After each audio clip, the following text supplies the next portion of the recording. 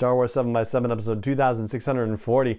We are continuing our series of looks at Star Wars Visions, this time focusing on one of the most over-the-top installments in the series. It's called The Twins. It's the third episode of Visions. Punch it.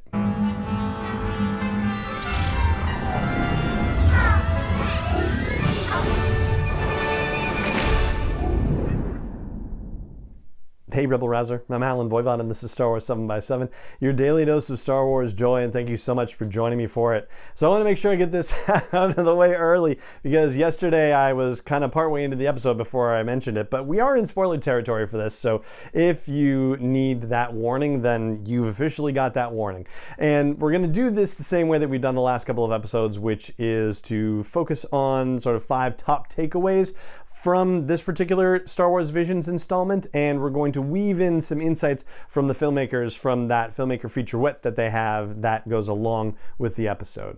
So we'll start with the first takeaway by talking about how it's fascinating that they are grabbing a strong hold of stuff that we saw in The Rise of Skywalker, particularly with the cloning situation. So Am, who is one of the twins and is voiced by Alison Brie, is talking about how the twins were created through the power of the dark side of the Force. And so you get these quick cut shots that look like we're seeing, babies being created and grown to teenagers at that point in the backstory situation, right?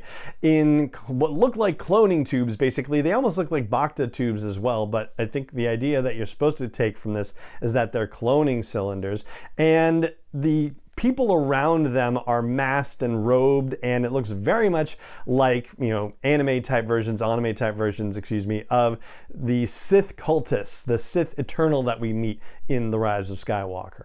And the thing is that, regardless of what you think about The Rise of Skywalker, the fact of the matter is that they've got a ton of background material developed for the Sith cultists. Like, they know what those guys were up to, even if, they're not necessarily telling us just yet, and things will be revealed in stories over time. But, this really feels like a way to help us connect some of that story, just put the dots together, basically, in how Emperor Palpatine and the Sith cultists were working to try to, give Palpatine eternal life. And, there is all this talk about clones and inhabiting clone bodies and so forth. And, there had to be situations where they're like, let's kick these two out in the world and see what happens. That's certainly what happened with Rey's father.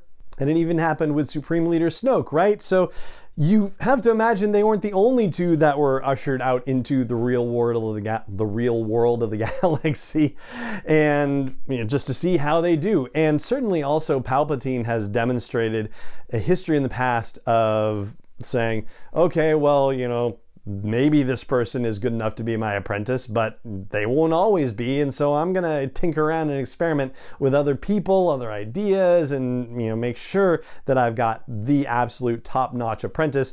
And once that apprentice starts losing his or her grip on things, then I've got a ready replacement all set. So it felt very much in line with that Rise of Skywalker background information, but also drawing a line all the way back to the end of the prequel era and about how Palpatine treated Vader in the aftermath of the fall of the Republic, and even how he treated him after the fall of the first Death Star, after the destruction of that.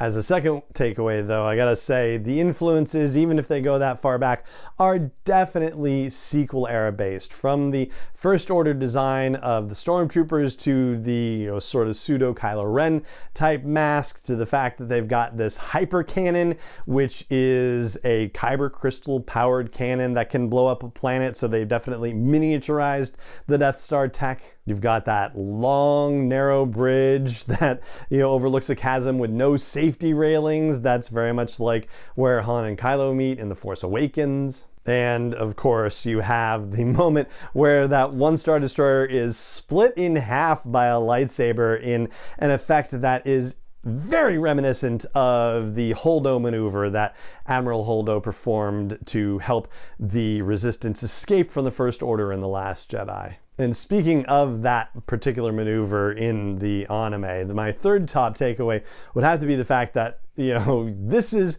so far the anime that requires the biggest suspension of disbelief, because the stuff that's depicted in here defies everything in Star Wars. And yes, certainly, we've had conversations on the show about the physics of Star Wars, and Patrick Johnson, who is a physics professor, has been a guest multiple times on the show. But the stuff that happens in this episode goes completely beyond the pale, like unmasked, unspace-suited people having battles in open space on the hulls of Star Destroyers, right?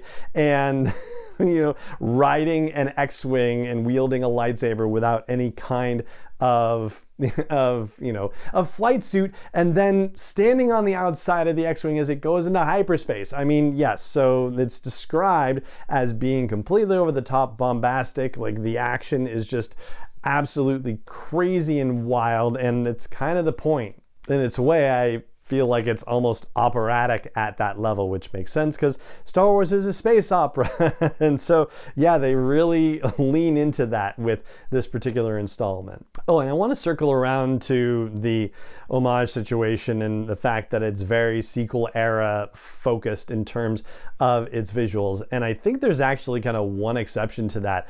This could be me layering it on, but I happen to mention the Alphabet Squadron trilogy in yesterday's episode, apropos of nothing in that episode, right? Tatooine Rhapsody doesn't really reflect on Alphabet Squadron, but there is a scene in this one, in the Twins, where, they're in a landing bay. And this is actually another situation where, very much like The Last Jedi, our hero is face down in a landing bay with an overwhelming force of First Order people. And yet in the landing bay, there are also good guy ships, right? So in particular, there is one of almost every kind of major good guy ship in the movies, in the original and the prequel era. So there's a Jedi starfighter in there, but there's also an X-Wing, a Y-Wing, an A-Wing, a B-Wing, and what looks like the nose of a U-Wing. So that immediately put me in mind of Alphabet Squadron. But there's also a classic TIE bomber from the original trilogy, and also a TIE interceptor from Return of the Jedi. So yeah, even old Empire ships are represented. So it kind of makes you think that the actual landing base purpose is just kind of personal, like collections of starfighters. Okay, moving on to a fourth takeaway. This one is so far the only episode that ends with an outright cliffhanger, right? So I know we talked about the duel, the first episode in Star Wars Visions, and the fact that they imply that there's more to Ronan's story, right, with the kyber crystals that he's carrying around. So obviously he's been hunting other Sith for a while, and will probably continue going on doing that. But he just sort of is done with the story, and that's it. We don't necessarily get a cliffhanger for what's about to happen to him next. Whereas in this particular case, we do get that at the end, with the other twin reflecting to his droid that somewhere out there is the person who made them. So he refers to she, and you think he's talking about his twin, but he's not. He's saying, yeah, she's also alive as well. I can feel it. But what he's specifically talking about is saying that the maker of the twins, who is a she, is out there somewhere, and they are going to find her and find out what their purpose was, why they were created. By the way, this other twin is voiced by Neil Patrick Harris, so nice to see him getting other Star Wars work beyond doing narration for audiobooks. Now he is in yet another thing. Oh, and he narrated a Tales from the Galaxy's Edge a Galaxy's Edge documentary thing for Disney Plus, excuse me. So yeah, anyway, getting more work in Star Wars, which is awesome. And the droid to whom he's talking is named RDUO. And when you look in the credits, it says RDUO's voice is himself. And that makes me wonder whether Dave Filoni is involved in that at all, because Chopper was always listed as quote unquote himself in Star Wars Rebels' end credits. And it turned out that it was Dave Filoni doing that somehow, like having his voice altered or something. So yeah, it does make you wonder if Dave Filoni is involved in that one as well. But anyway, the cliffhanger thing. So yeah, they are making a direct statement statement to the effect that this story is going to continue because they are going to go looking for the person who created them in the lab. And by saying she, somehow it's not Palpatine, so it's somebody who's working for Palpatine, presumably. So yeah, it definitely leaves the door open for some new and interesting storytelling. And last but not least, if you were to try to put this into a canon timeline, which I'm not saying we can, but you would have to say it takes place no earlier than 28 ABY, because the First Order was more or less founded around that time, so about 6 years before the events of The Force Awakens. But yeah, I mean, it's really hard to say beyond that, because obviously we didn't see either of the twins represented in the sequel trilogy. So yeah, where were they if they were kicking around? It makes you think that perhaps their story was told and resolved prior to the events of The Force Awakens. At least, if I had to put my money on something somewhere for this one, that's where I would put it. And so there you go. Those are the 5 top takeaways I've got for you related to the twins, which is the 3rd episode in Star Wars Visions, and that is going to do it for this episode of the show. It just remains for me to say thank you so much for joining me for it, as always, and may the Force be with you wherever in the world you may be. Star Wars 7x7 is not endorsed or sponsored yet by Lucasfilm Limited, Disney, or 20th Century Fox, and is intended for entertainment and information purposes only. Star Wars, the Star Wars logo, all names and pictures of Star Wars characters, vehicles, and any other Star Wars related items are registered trademarks and/or copyrights of Lucasfilm Limited, or their respective trademark and copyright holders. May the Force be with them. All original content is copyright 2021 by Star Wars 7x7. We hope you love it.